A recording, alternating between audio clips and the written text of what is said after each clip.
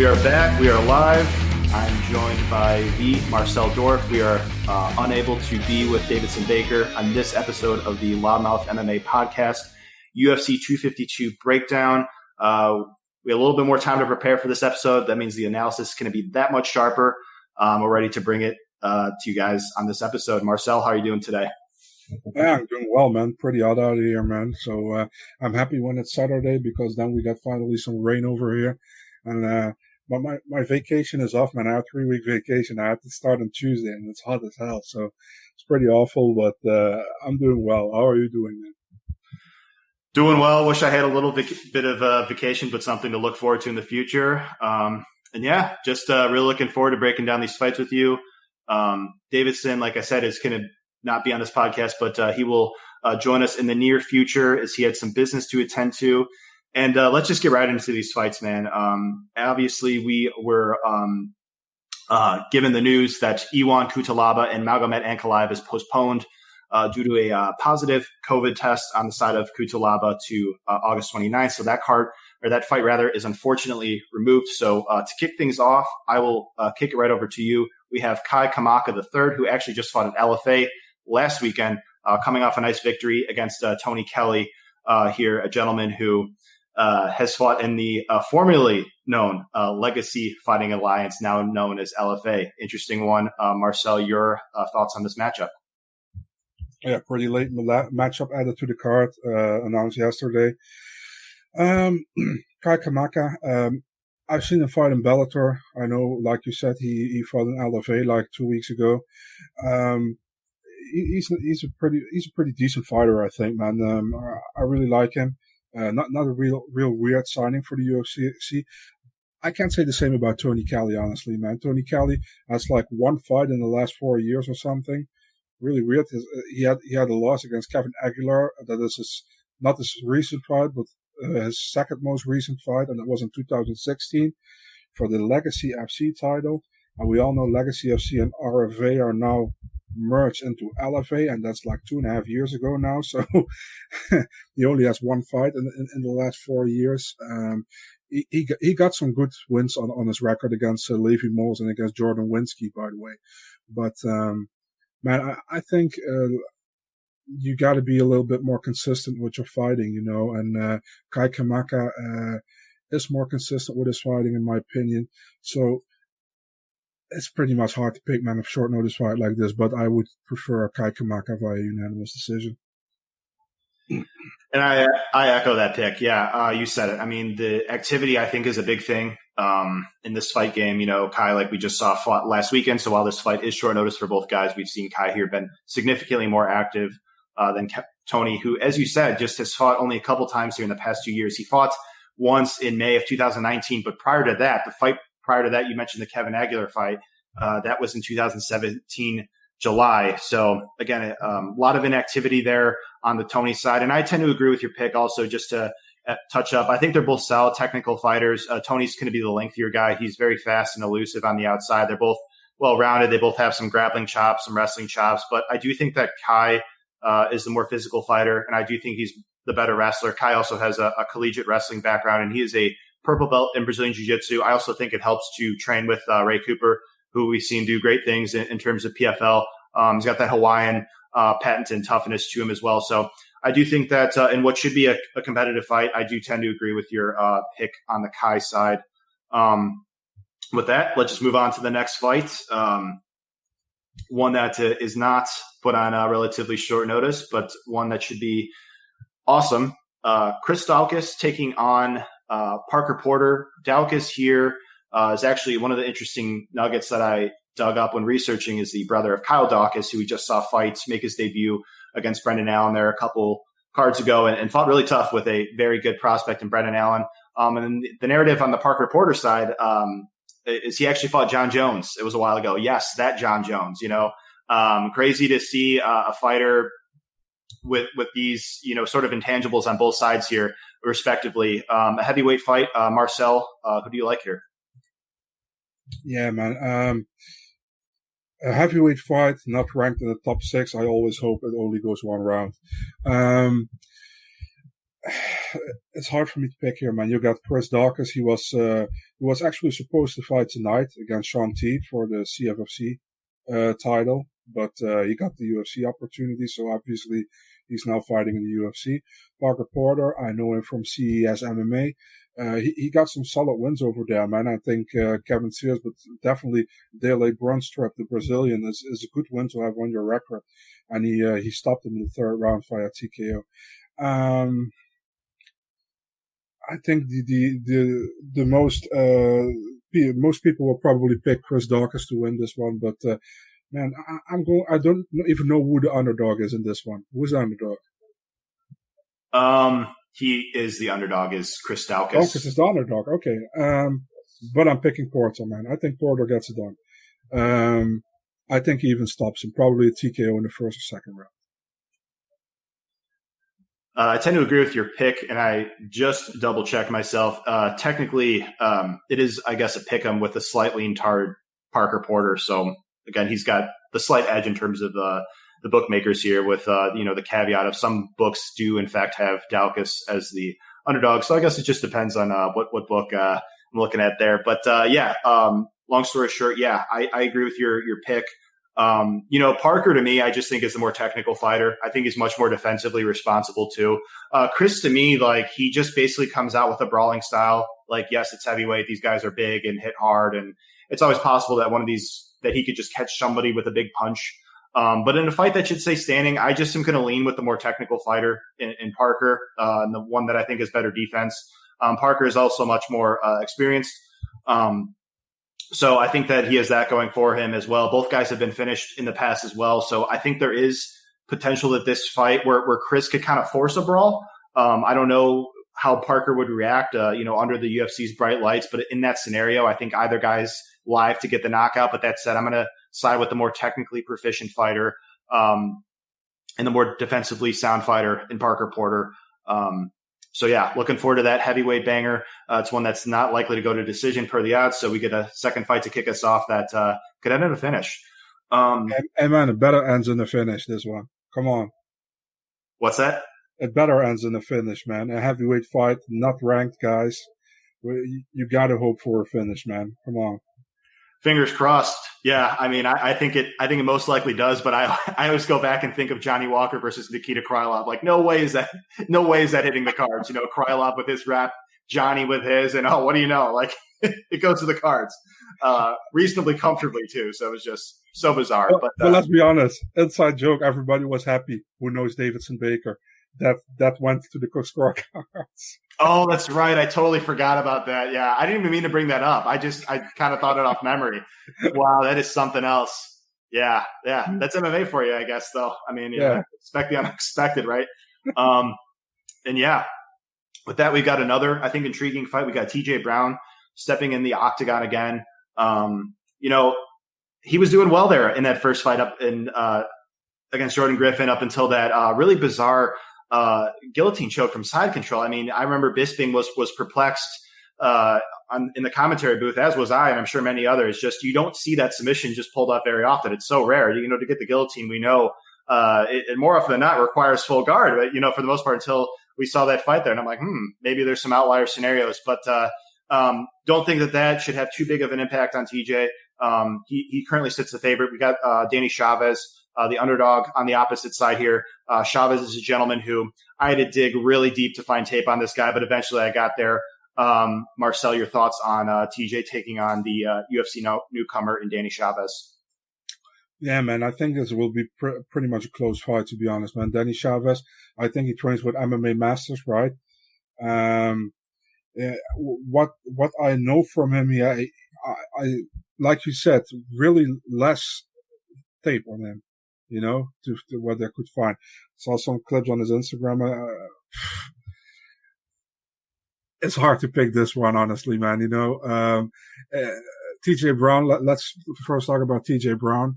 Contender Series guy, did look pretty well, I think. Did he overcome adversity in that fight, if I can remember right, in the Contender Series fight?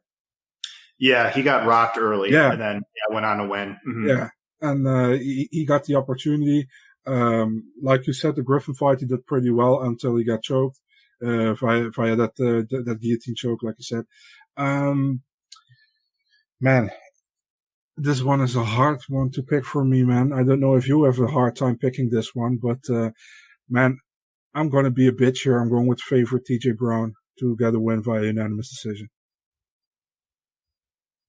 The difference maker for me in this matchup is I just think Brown is the better wrestler and grappler. So that in itself means he should control where the fight goes, which I think is a good factor. I also think he's got the cardio in his favor.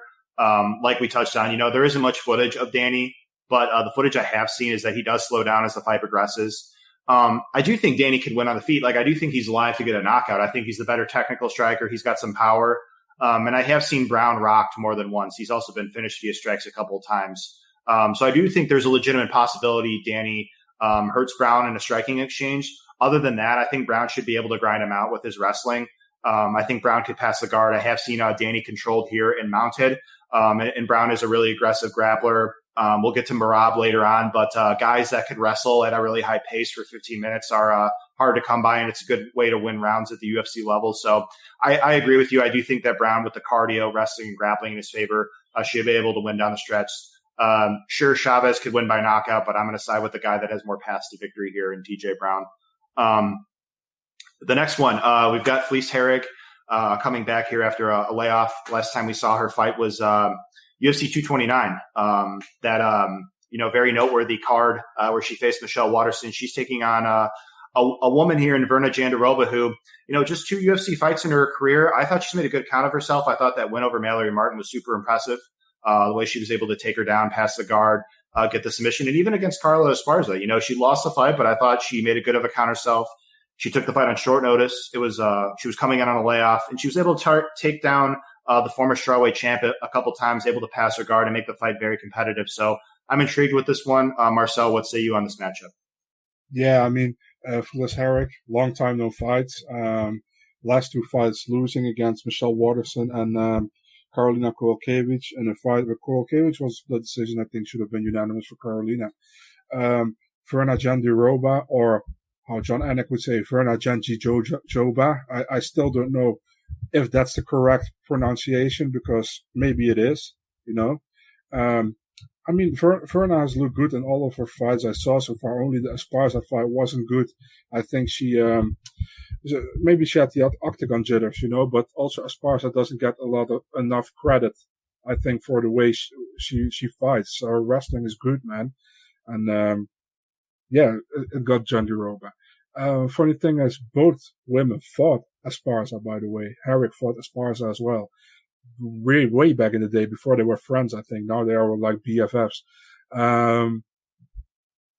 Hard fight to pick, but Jandiroba, man. I'm going with the Brazilian here. I don't really see Herrig making a lot of noise in the upcoming years in that division. I think, to be honest, if she loses this one, she's probably getting unranked. And let's be really honest here, man. She hasn't fought since 2018. Why is she still in the top 15 when there are legit contenders which are still not ranked in that division? Because strawweight is still the best division in the UFC for women, in my opinion. I agree with a lot of what you said. Yeah. And I'm going to actually agree on the pick too. It's crazy. We're 4 fights in and we're agreeing pick for pick already, but that's the way it is. But yeah, I agree. Yeah. We talked about the optics of just being active, being busy with the Kai and Tony fight. And I do think that'll help Verna here. She hasn't been super active, but yeah, I mean, she's fought twice in the UFC since Felice last fought. I do think Felice is a better striker. I think she's more technical. She's got the kickboxing background. I think she's just more polished, throws with a higher pace. That's the aspect of Verna's game that's developing. I think Verna's definitely working on that, but more so Verna's known for that grappling, that wrestling. And I don't think Felice will be able to keep the fight upright long enough to win rounds. I think Verna is a woman who has, in addition to her Brazilian Jiu-Jitsu black belt, she does have a judo background.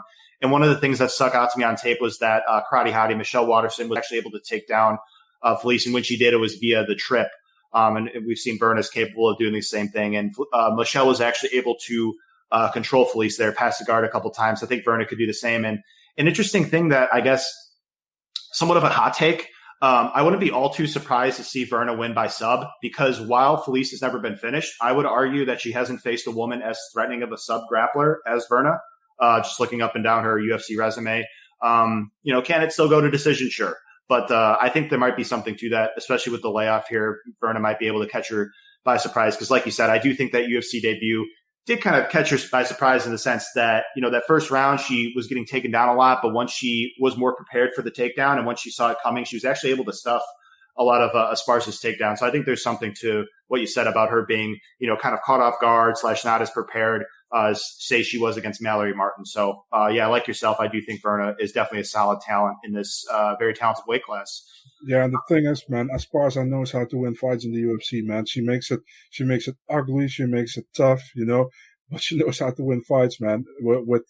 She knows how to win rounds, and I think that's a really important thing when you fight. And this is not bad to lose to Esparza, former champ, and your first UFC fight. And she did well in her second one, so looking forward to the third. Yeah, agree 100%. Yeah, Esparza's on a nice win streak here. And, we've got Herbert Burns. Looking forward to this one. Herbert Burns taking on Daniel Pineda. Yeah, do you want to just go right ahead? Go ahead. No, pay-per-view, man. It's on the pay-per-view now. Herbert Burns against Pineda. Oh, is that right? Tapology? Okay. It's the second fight on pay-per-view now. Apologies. So what's next on your screen then? What is the let's see. We already a little bit fucked up. The first fight of the prelims is Felice against Verna. The second fight is TJ against Danny Chavez. The third is Lavinia against Yoder. And the fourth is Jim Miller against Vince Pichel. Okay. So I guess we'll go back there and then we'll kind of pick up at Livia and Ashley. Sound good? Yeah, just let me double check for a second. I just tweeted it actually out, the updated card, so I should have it here. Let's see. The first televised prelim, like you guys say that, is Lavinia against Yoder. The second is Brown Chavez. The third is Henrik Jandiroba. And the fourth is Miller against Pichel. Okay, so what is next then exactly? We should do Lavinia against Yoder because we did Brown Chavez and Henrik Jandiroba already. Gotcha. Okay, let's do that. Apologies. Looking at Tapology. I need to trust the man here. I sent you my tweet right now. Just check your DM. Okay. Gotcha. Maybe much easier than you got it? Not yet. Got it. Okay. There we go. Okay. Alrighty. All right. So, yes, we're going to do Livia Souza. Livia is the favorite, taking on Ashley Yoder. Interesting booking here. Both these women, I think, excel the most in terms of Brazilian Jiu-Jitsu. They're both credentialed in it. I know Yoder has been competing in tournaments, and I know Souza is a black belt. She's obviously shown to be really threatening. I think it could be won or lost on the feet in the wrestling. What say you on this matchup? So, as Davidson would say, Ashley Yoder, she can call me. You have Ashley Yoder. I think she has improved in her fighting in the UFC, man. I wasn't big on her at all. I think when she went into the Ultimate Fighter house, she defeated Jodie Escribel in a fight that Escribel clearly won, in my opinion. But she pretty much went from an 0-3 record. She is now 2-1 in the last three. Didn't look bad against Randa Marcos. Arguably won that fight, maybe. So could have been 3-0, maybe. Some people thought she also won against Mackenzie Dern. I didn't agree with that. I think Dern did enough to get the decision. Lavinia Souza. Lavinia looked really bad against Brianna Van Buren. I think I expected a much closer fight, honestly, because I'm really high on Lavinia, but she looked really bad in that fight. I think Brianna totally dominated her with the wrestling, but I think Lavinia is like how do you say that? A level above Yoder here. So I definitely go with Lavinia via submission. Say second round. Picking the round, getting all fancy. And it's just so crazy that we're agreeing again here. Like, it really is. I mean, and I'm not doing this on purpose. Like, I do think that Souza wins, I think she's the sharper, faster striker. I know Yoder's got the reach, but just looking at her fight against Marcos, like Marcos was able to close distance. she landed like 78 significant strikes on her or so per UFCstats.com. I think we could see Souza potentially do the same. And Souza seems like one of these women who like a loss like could really fire her up. You know, that you mentioned the Brianna Van Buren fight. You know, despite her losing there, like, you know, she showed she was able to take down a strong wrestler in Van Buren a couple times. She could threaten off her back. And I think she is the more threatening submission grappler of the two here. So I think Souza having the better wrestling, the better striking, and more threatening jiu-jitsu should be enough for her to win rounds here. Yoder should be game. It should go the full 3. I think Yoder can make it competitive, but analysis is leading me towards Souza. And next fight in the right order, thanks to you, Jim Miller headlining the prelims. We got Jim Miller taking on Vince Pichel. I was really excited when this fight got announced. I actually think it makes a ton of sense in terms of where these guys are at in their careers. These are obviously veterans. You know, they're very solid, well-rounded guys. And Miller showed just in his last fight, he still got, you know, that threatening BJJ early on in the fight. And, you know, I do think it's possible that, you know, maybe he could submit Pichel here. I noticed in Pichel's fight against Roberts, he did get his back taken there. And, you know, I would favor Miller on the ground. I guess that would be kind of like the concern because like we've seen here in some of these fights that have gotten dragged on, Miller has not been as successful in, say, some of these ones that finish in the first round. Would you agree? Yeah, I agree with you. Yeah, and then who do you think wins here, Pichel or Miller? Yeah, just a little story, man. When I tweeted out when this fight was announced, somebody said like, "Oh, those are the two guys who Roosevelt Roberts lost to," and then Vince Pichel replied under that like, "Yeah, you couldn't beat those two old guys or something." I don't know actually, so I thought that was funny. Man, I always thought Vince Pichel was a good fighter, man, but it took some time between the Njokuani fight and the Brown fight before we saw him back. You know, I remember that he had a real long layoff. Then he came back, fought more frequently. Only lost to Gregor Gillespie, which is in no way a bad loss in my opinion. I think Gillespie is still very good, although many people are like he is actually not that good after he lost to Kevin Lee. But I mean, it happens, man. You can lose a fight. You know, you get caught, and you will be back. I know. Jim Miller, man, what can you say about Jim Miller, man? He's going to add some more fights to his UFC record already. Great fighter, always been a fan of Jim Miller. Should be in the UFC Hall of Fame, in my opinion. I don't know how you think about it, but I think he should. But it's a tough matchup, man. I think it will be a very close fight. I'm going with Jim Miller via split decision. I think he edges it out. It's very close fight. Can go either way. And we finally have our first disagreement after it took so many fights. But yeah, I totally understand where you're coming from. And one interesting thing that I thought was really cool when researching this fight was Jim Miller actually, when he will step foot in the octagon Saturday, he will have the most UFC octagon appearances. So that's really cool. Passing up Cerrone. Him and Cerrone currently tied with 35. And yeah, I mean, basically to me, I think Miller will be dangerous early on, just like he still is these days. But assuming Pichel could weather that storm, I do think he could win down the stretch. It makes me nervous. Like you said, Pichel's inactivity. He's also, this go around, from what I could tell, is a hip surgery. So I guess that adds a little bit of risk as to like exactly how he'll look in there. But in terms of like who's going to win a striking battle, I favor Pichel. I think he's more technical. I think he's more durable and dangerous.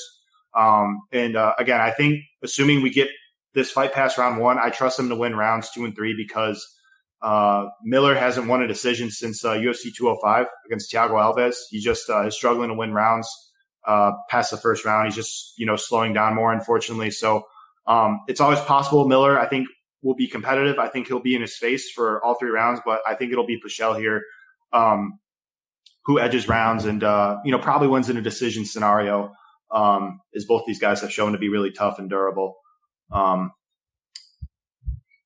Good arguments, but we can't be friends anymore if you pick against Jim Miller. Sorry. Just kidding. It took until one of your favorite fighters that I picked against you after several fights into this card. But with all that said, we got a really cool pay-per-view opener and the classic, prospect versus veteran. John Dodson playing the role of the veteran and Dvalishvili playing the role of the prospect. What are your thoughts on this one? It's actually fun you say he's playing the role of the prospect because Dodson defeated the prospect Nathaniel Wood last time out, you know. So that's actually a fun. Uh, I don't get the word again. What I want to say, but you know what I mean. Yeah, man, Dvalishvili, man, I'm a big fan of Dvalishvili. I mean, he's a good fighter. I really like his output, his takedowns, this dude, man, if I had only 5% of his cardio, man, I would be set for life. I mean, this guy, he keeps going. In my opinion, should have still been undefeated in the UFC. I say it all the time. I think he got fucked in his first 2 fights in the UFC. But then we have on the other hand where John Dodson, veteran, fought for titles in the UFC, flyweight title. Really impressive showing against Nathaniel Wood, man. I think he did really well. He also knocked down Piotr Yan, if I'm right, if I can remember correctly, in the second round back in, I think it was in Moscow or St. Petersburg. Still very dangerous, man. I think Dodson probably has the advantage in the striking because Marab loves to do that spinning back fist like 20 times in every fight, which worked one time for against Rufian Stads in the Ring of Combat promotion where he got the UFC contract with the Dana White looking for a fight.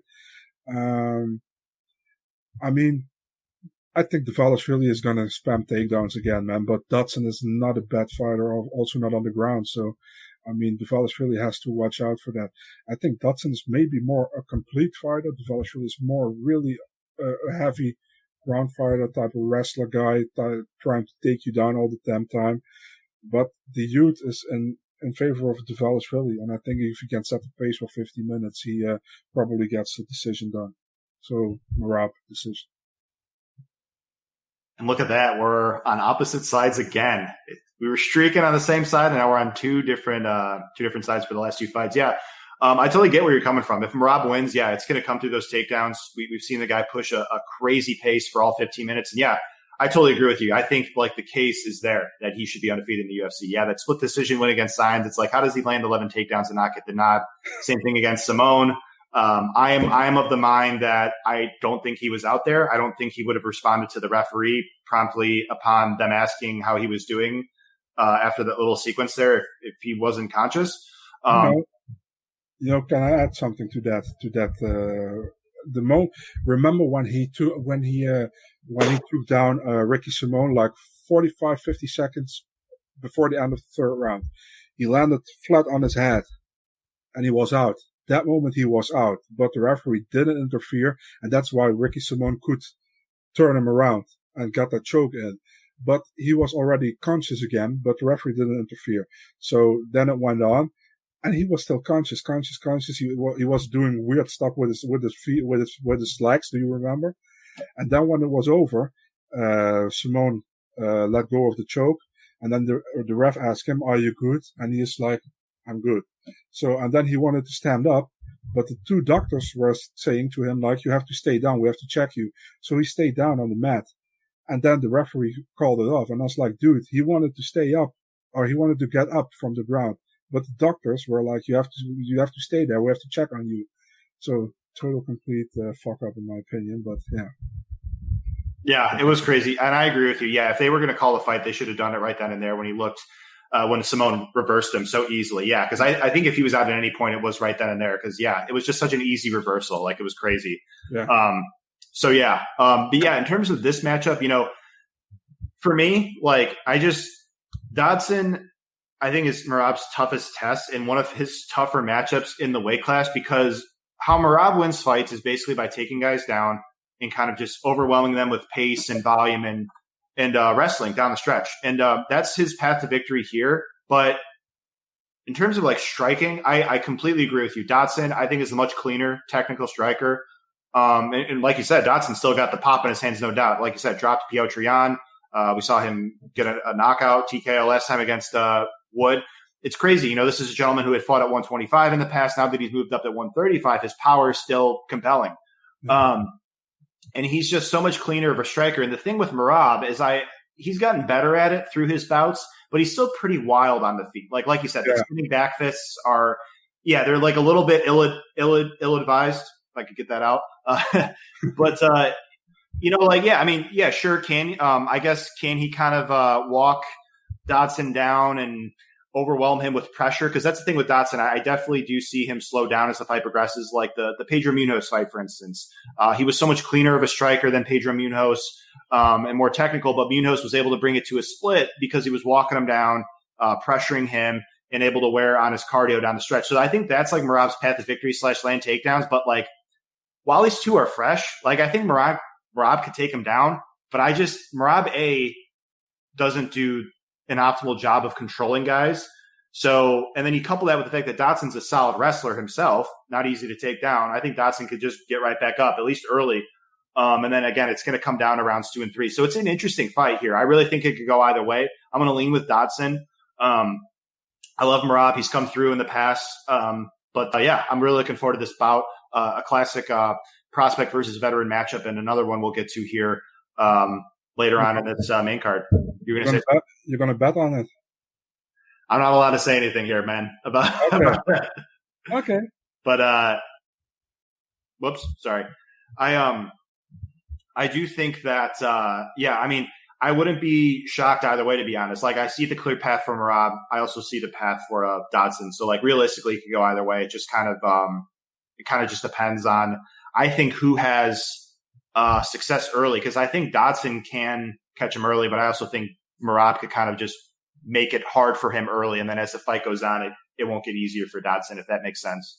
So yeah, I think we could agree that that's a highly anticipated one, to see how Merab will fare against one of the best guys that's been in the promotion for a long time. And then the one that I made the mistake of announcing earlier, I'll say now rightfully, as it got promoted to the main card, Daniel Pineda taking on Herbert Burns. This is another one where it's like, to me, both these guys are such good Brazilian Jiu-Jitsu practitioners. Obviously, Herbert's got all the hype right now, training with Luque and his brother, of course.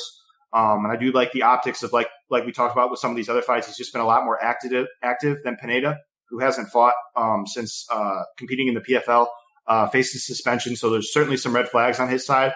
But Pineda's a BJJ black belt. From what I could see, he's really solid on the ground.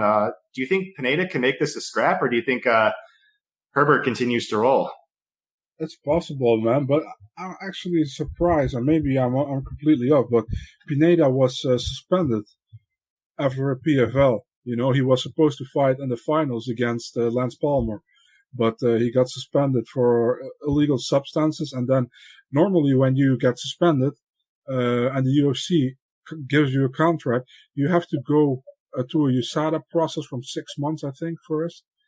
But that didn't happen over here, right?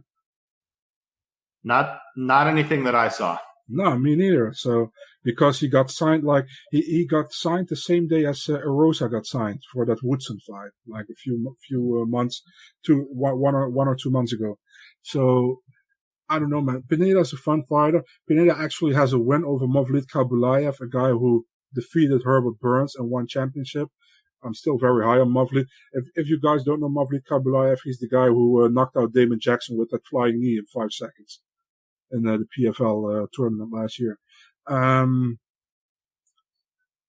mean, maybe you think I'm crazy, but I mean, Pineda has much more experience than Burns, but I really feel, man, I can't go against Burns right now, man. There's maybe some stupid shit, but I really can't go against Herbert Burns. I can't go against Gilbert Burns. I even can't go against anybody whose name is Burns right now, I even can't go against Kevin Burns. I mean, remember him against Anthony Johnson back in the day, twice? Well, no, I don't remember him. But when he eye-poked Anthony Johnson, and Masagati gave him the win by TKO. Oh, really? Is that what happened? I wouldn't know. I actually didn't watch the sport back then, but that's nuts. It's an eye poke like 3 times in the fight, and Masagati is like, it's over. And then everybody thinks it's a DQ, and he's like, the winner by TKO. Oh, my goodness. And then they did the rematch, and Anthony Johnson kicked his head off. The rematch by KO. So, let's go back to this. You really have to watch it back, man. It's very funny. I actually link you. It's probably on YouTube. But I'm going with Gilbert Burns, with Herbert Burns here. The Blaze, I think he gets it done, probably via unanimous decision, in a very fun fight, which could be the fight of the night. Yeah, I mean, like you said, basically, I mean, 2020 has been like the Burns Bros years. Like, I mean, it's just been crazy the momentum they've been on. They haven't lost. And I think like, Herbert, like he's one of these guys. I definitely think his skill set is really solid. I mean, obviously when he's as credentialed in BJJ as he is, like he's capable of submitting anybody. Like we just saw in his last time out, submitted Evan Dunham, who's a first degree BJJ black belt. That was so impressive. Um, with Pineda though, it's like he's really good on the ground too. I've seen Pineda like submit guys like really aggressively, even from his guard. Like I think he's one of like the better, more aggressive, threatening submission grapplers in all of like pro mixed martial arts, basically. So like I think like Herbert could kind of beat him, like based on like the red flags, like like you said, Pineda, the suspension, how's he going to look? It's just a lot of question marks on his side. So like maybe he just doesn't look as sharp as Herbert, who's been very active in 2020, and Herbert's just basically able to overwhelm him. Make it seem like it's a rusty scenario under the UFC's bright lights and just overwhelm him with like a big shot on the feet or on the ground. But I think your take on the decision is in play because while it sounds like, kind of unusual considering both these guys are finishers, like you said, they're both BJJ aces. So there's a chance that neither guy can submit the other. And we just might get a fight where they kind of neutralize each other out because I do think, yeah, obviously Herbert, no doubt he's amazing at BJJ, but I think Pineda is like up there too. And even though he is serving a suspension, it's not like, to me, it's not like a red flag in terms of like his technical jiu-jitsu. Like the guy is still going to know how to defend on the ground. So yeah, I mean like Herbert can win down the stretch, but I also think like Pineda could maybe win because like with Herbert, I know he's developing, I know he's getting better, but I've seen Herbert a lot of the times taken down and controlled in some of his other fights. I've also seen him get his back taken by Derek Minner on Contender Series. Obviously, he went on to win that fight, but he also kind of slows down as the fight progresses. So, like, I'm a little bit nervous for Herbert. Like, if he can't get the job done in round one, I don't know how he's going to look in 2 and 3. And I could also say the same thing about Pineda too, right? So I'm with you. I'm going to side with Herbert because I think there's more intangibles going in his favor here. Where you got some red flags on the Pineda side. But this is one where, like, skill set wise, these guys are actually very similar to each other in terms of what they excel best at. So it could get kind of really interesting, to be honest, if it is, assuming it gets past round one, because I don't know how likely Burns is going to sub him if he can't get him out of there in the first round. So we'll see exactly how it looks. But if Burns could pull this off, man, the guy's already super impressive. I mean, his ceiling would potentially be even higher if he pulls this off. But crazy, man, crazy. Yeah. You're lucky you're picking Burns because I was about to DM Gilbert that you were picking Pineda. So I can't pick against the Burns Bros in 2020, man. No, with the run they're on, man, it's crazy. Obviously, every matchup's different. I'm like kind of half joking, but at the same time, they've been killing it. No doubt about it. They're working hard. And then, yeah, we got a heavyweight fight. Junior Dos Santos taking on Jairzinho Rozenstruik. Both men have lost to Francis. Obviously, there's no problem with that whatsoever, as Francis, as he's put on Instagram many times, uncrowned champ. I think it's going to be nice to see this heavyweight trilogy play out because we'll have, a lot more clarity on this weight class. We've got very talented fighters in this weight class, like these two gentlemen, and Francis and Curtis, who, have remained elite contenders in the weight class, but really haven't moved too much in the rankings, considering we're waiting on this trilogy to play out. This matchup to me is no different. Two training partners, American Top Team. How do you see this one going down? It's very difficult, man, because Junior Dos Santos has definitely an advantage in the grappling department because, man, I don't want to talk shit about Rozenstruik, but his ground game is not really good, man. And he knows that himself as well. Rozenstruik, if he lands a punch, JDS is going to night-night. So it's a really hard fight to pick for me. If you asked me this fight 5 years ago, I would 100% JDS on this one. If you fight me this fight today, is a very close fight in my opinion. Listen, man, if Rozenstruik lands, it's over. I really think that.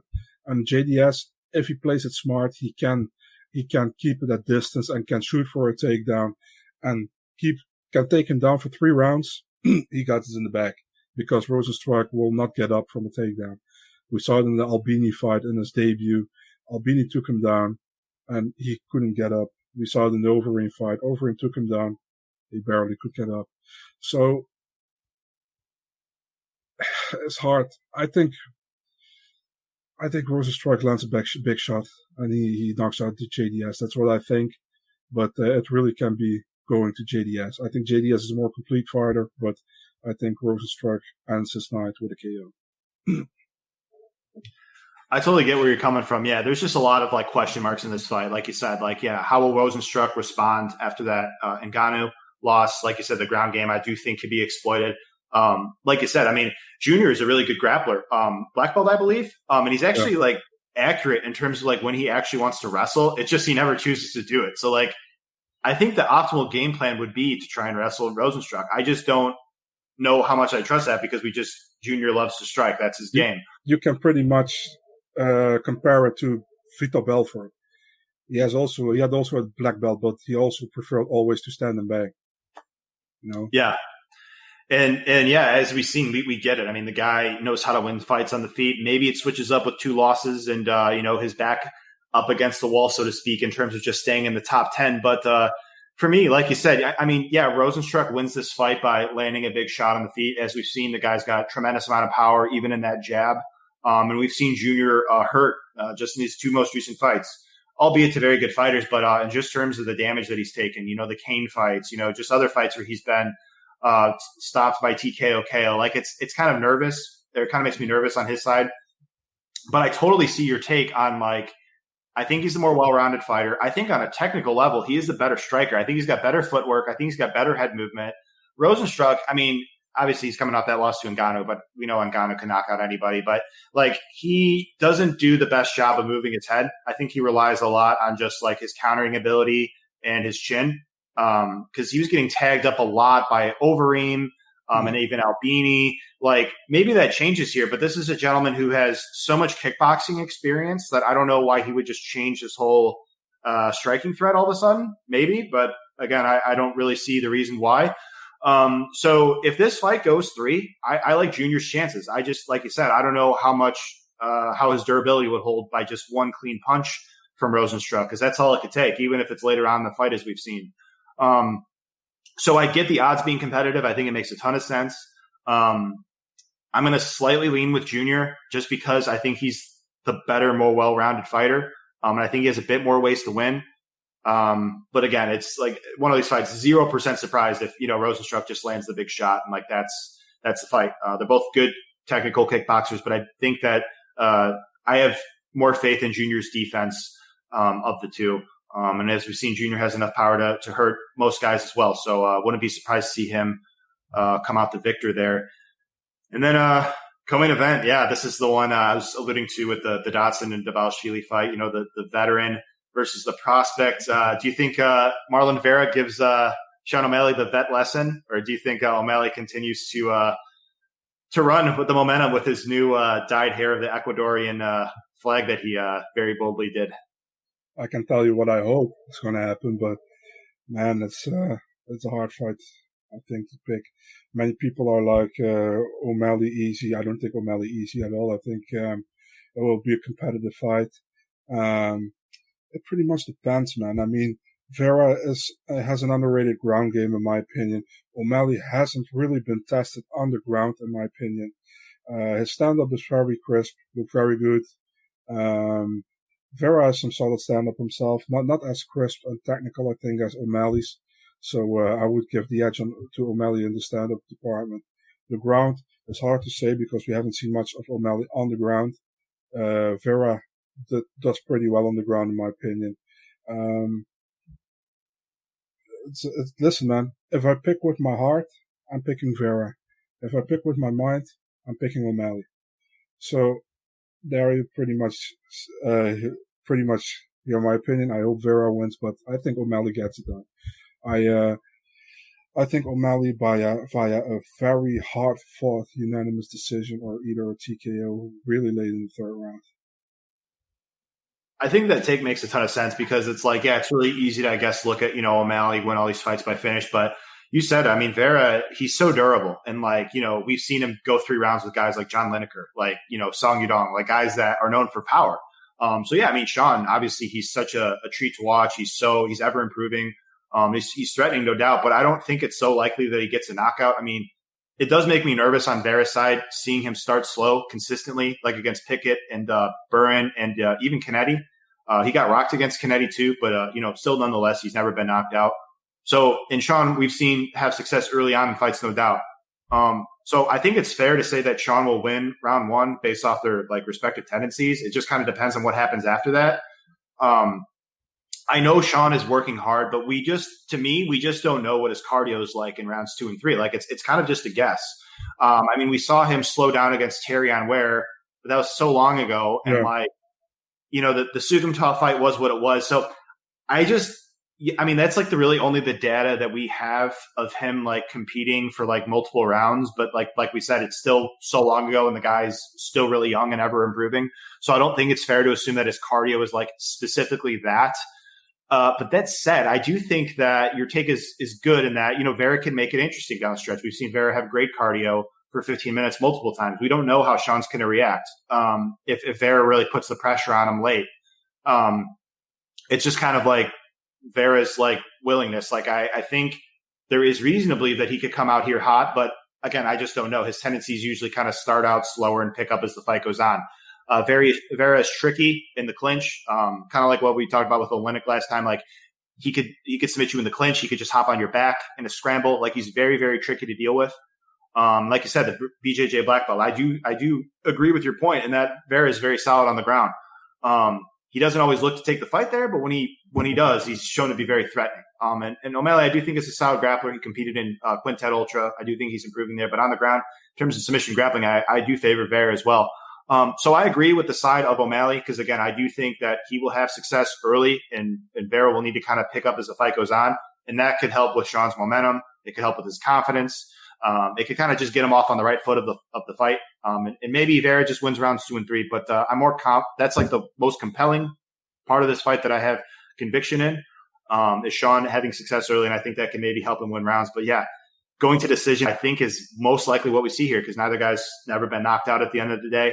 And even Sean, he's finished most of his fights, but he's also been to a decision a couple times too, like against Ware and Sugimtov. So I don't think it's like a lock that one guy knocks the other out. So I totally get it. And I think we could agree that it's without a doubt like Sean's toughest test to date. This will really tell us, I think, where I guess he's at because Vera is a really good test. A main event, the trilogy, Stipe Miocic taking on. Pick? Go ahead. What's your pick? Oh, Sean. I picked Sean. Okay.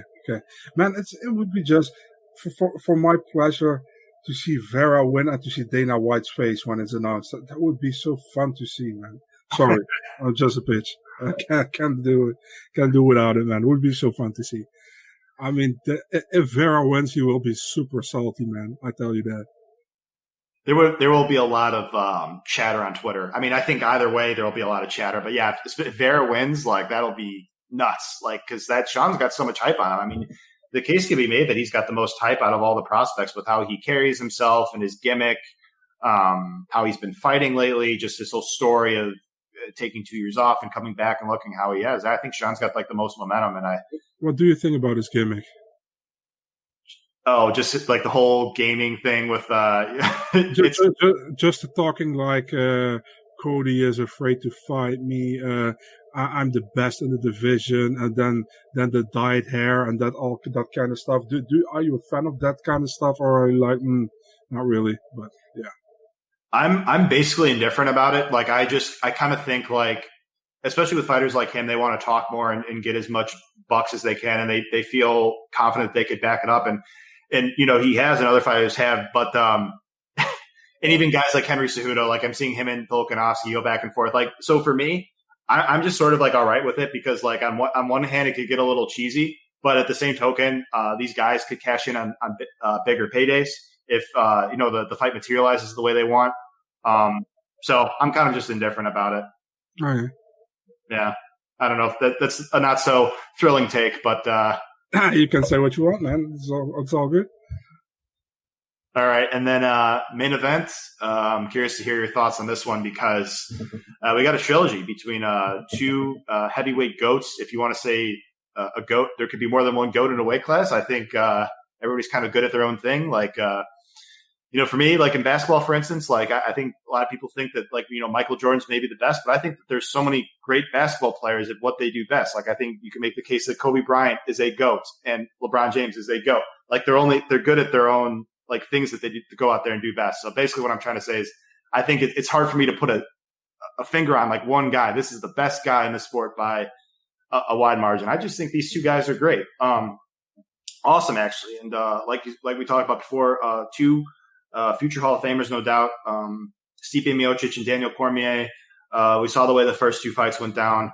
How do you think the trilogy, the third bout, will go down here?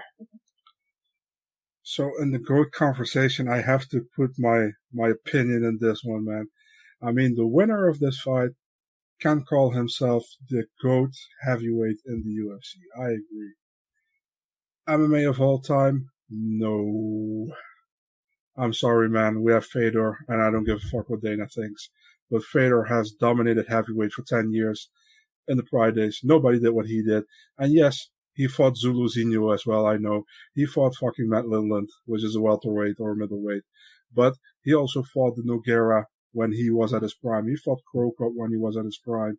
He fought like 4 or 5 UFC champions, Arlovsky, Tim Sylvia back then.